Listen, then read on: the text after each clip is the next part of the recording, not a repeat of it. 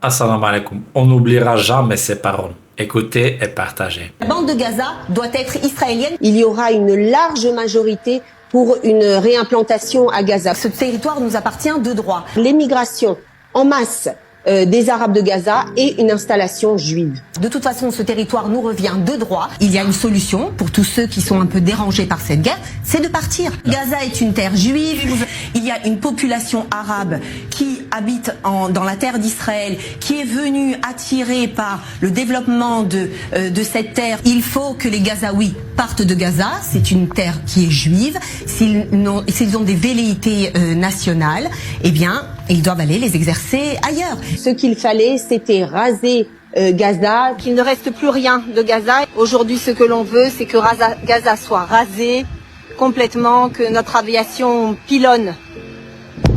Waouh! Les pénalités que nous devons réclamer, c'est l'enfer à Gaza. Je constate qu'il y a encore des imprimeries qui tiennent debout à Gaza, et donc cela veut dire que nous n'avons pas encore terminé le travail. Une conquête de notre terre, et ceux qui ont encore des velléités nationales, nous devons soit les faire partir, et s'ils ne le veulent pas, eh bien ils rencontreront le feu de Tsahal. Il n'y a pas de population civile innocente à Gaza. Nous ne voulons plus de voisins barbares. L'éducation à partir de la naissance est anti-juive. Aujourd'hui, il est temps de devenir cruel.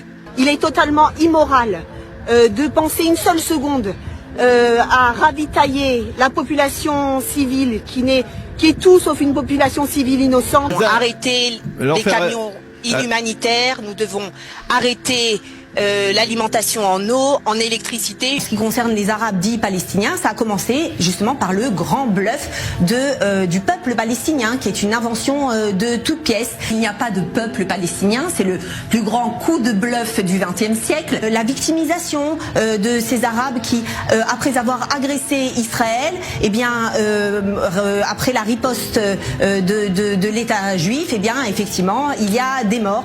Voilà, dites-moi en commentaire ce que vous pensez d'une personne comme ça. Comment ça se fait qu'elle court encore toujours en France et qu'elle n'est même pas poursuivie? Subhanallah. Merci d'avoir regardé. Assalamu alaikum wa rahmatullahi wa barakatuh.